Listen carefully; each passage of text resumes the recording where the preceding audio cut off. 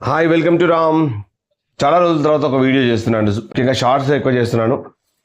Divine అద్భుతంగా ఆడి గుజరాత్ టైటాన్స్కి ఒక అద్భుతమైన విజయాన్ని అందించింది. ముఖ్యంగా పూర్తిగా అన్ని కూడా క్రికెట్ విషయాలే. సో అలాగే లిజలీ లీ కూడా 86 రన్స్ తోటి చక్కగా ఒక ఇన్నింగ్స్ ఆడింది. తర్వాత పూర్తిగా ఈరోజు విజయ్ హజారే గురించి తెలుసుకుంటే, సర్ఫరాజ్ ఖాన్, దేవదత్ పడిక్కల్ ఇద్దరు కూడా ఈరోజు క్వార్టర్ ఫైనల్స్ ఆడుతున్నారు. విజయ్ హజారే ట్రోఫీలో క్వార్టర్ ఫైనల్లో ఫామ్ను ఎలా కొనసాగించాలని ఇద్దరు కూడా అదరగొట్టారు. ముఖ్యంగా కర్ణాటకకు ఆడుతున్న పడక్కల్, అలాగే ముంబైకి సర్ఫరాజ్ ప్రాతినిధ్యం వహిస్తున్నారు.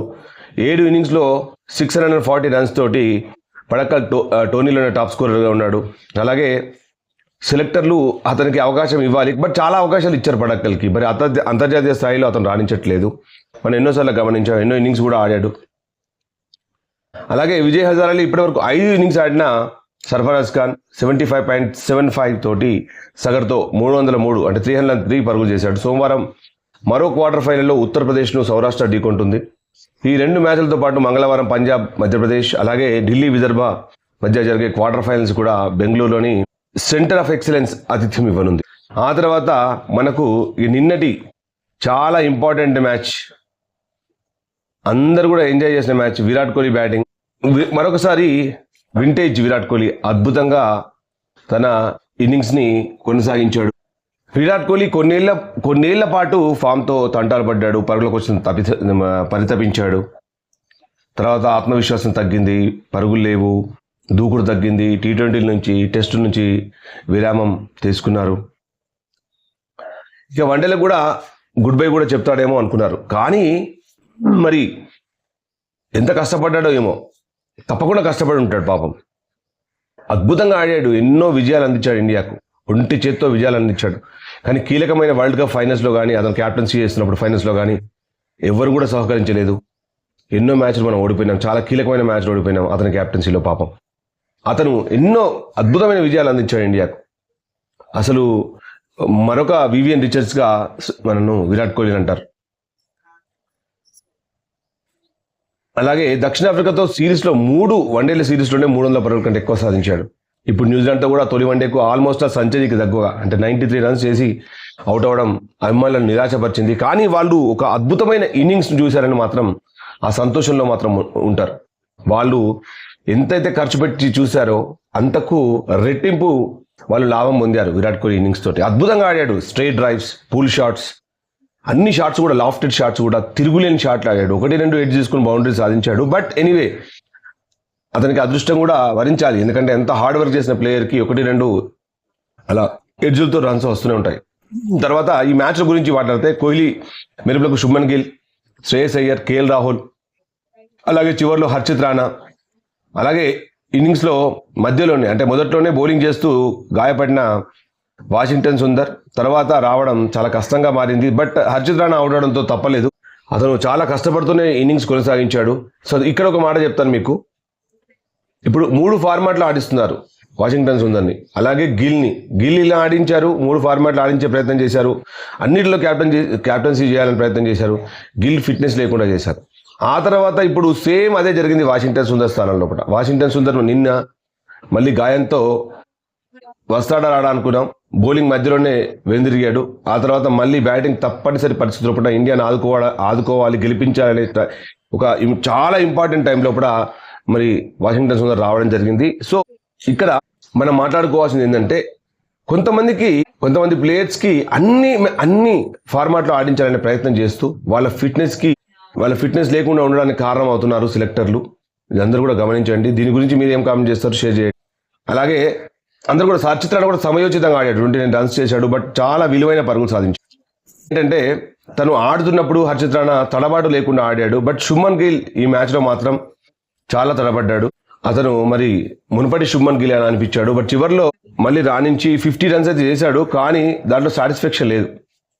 రోహిత్ శర్మ చక్కగా ఆడుతూనే 26 రన్స్ చేసి ఒక లాఫ్టెడ్ షాట్ ఆడే ప్రయత్నం లోపల మిడ్ ఆఫ్ చిక్కాడు.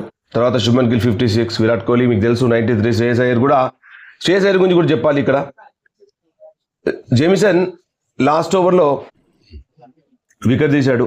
తర్వాత మరి ఓవర్ అయిపోయిన తర్వాత మళ్ళీ తను బౌలింగ్ రావడం, మొదటి బాల్కే తను ఒక ఫుట్ వర్క్ లేకుండా శ్రేయస్ అయ్యర్ చాలా క్యాజువల్గా ఆడిన షాట్కి శ్రేయస్ అయ్యర్ అవుట్ అయ్యాడు. సో ఈ మ్యాచ్లో ఒకవేళ మనం ఓడిపోయి ఉంటే అదంతా కూడా శ్రేయస్ అయ్యర్ మీద పడేది. ఎందుకంటే అట్లా ఆ షాట్ అవసరం లేదు, అక్కడ బ్యాటర్స్ లేరు. మీకు తెలుసు వాషింగ్టన్ సుందర్ గాయపడ్డాడు, అతను వస్తాడో రాడో తెలియదు. అలాంటి సందర్భంలో తను ఆడిన చాలా క్యాజువల్ షాట్కి మూల్యం చెల్లించుకున్నాడు. బట్ ఇలాంటి తప్పులు మరి వరల్డ్ కప్లో కానీ అలాంటివి చేస్తే మాత్రం మ్యాచ్ మనం ఓడిపోయే అవకాశం ఉంటుంది. చాలా కీలకమైన ప్లేయర్ అతను, కీలకమైన ఇన్నింగ్స్ ఆడాల్సిన అవసరాల్లో ఆ టైం లోపల అతను ఆడిన ఇన్నింగ్స్కి ఓకే, ఇన్నింగ్స్ అద్భుతంగా ఆడాడు, 49 రన్స్ చేశాడు, ఒక 50 కూడా మిస్ అయినాడు ఒక రన్ తోటి. కానీ అతను వికెట్ మీద తన విలువ తెలుసుకోవాలి, తన విలువ తను తెలుసుకోవాలి. కంపల్సరీ ఉండి గెలిపించాల్సిన తరుణంలో అతను అవుట్ అయ్యాడు. అలాగే మన బౌలింగ్ విషయానికి వస్తే గమ్మత్ ఏంటంటే నాకు హర్షదీప్ సింగ్ లేకపోవడం ఆశ్చర్యం అనిపిస్తుంది. ముగ్గురు బౌలర్లు ముగ్గురు రైట్ హ్యాండర్లే. చూడండి, సిరాజుద్దీన్ అద్భుతంగా బౌలింగ్ చేశాడు. సిరాజుద్దీన్ మనం పక్కకు పెట్టలేం. సిరాజుద్దీన్ గురించి కూడా కొంతమంది కామెంట్ చేస్తున్నారు, క్రికెట్ తెలియని వాళ్ళందరూ.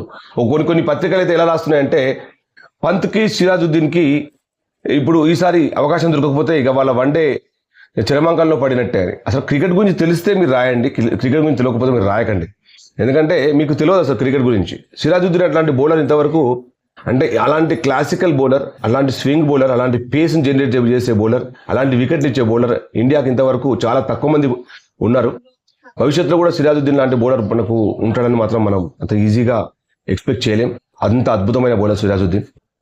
అలాగే హర్షిత్ రాణా, ఓకే, అతనికి అవకాశాలు దొరుకుతున్నాయి కానీ వినియోగించుకుంటున్నాడు. అటు బ్యాట్తో బాల్తో నిన్న మ్యాచ్లో రాణించాడు. అలాగే ప్రసిద్ధ్ కృష్ణ, మరి ప్రసిద్ధ్ కృష్ణ 2 వికెట్లు తీయొచ్చు కానీ 9 ఓవర్స్లో 60 రన్స్ ఇచ్చాడు, చాలా ఎక్కువ రన్స్ ఇచ్చాడు. మరి వికెట్ కూడా తీశాడు, బట్ అంత పెద్దగా అంత ఇంప్రెసివ్గా లేదు. ముగ్గురు రైట్ హ్యాండ్ ఫాస్ట్ బౌలర్లను తీసుకోవడం కంటే ఒక లెఫ్ట్ హ్యాండర్ ఉంటే జట్లో తప్పైంది. అలాగే ప్రపంచంలోనే top class bowler Harshdeep Singh, అతన్ని పక్కకు పెట్టారు.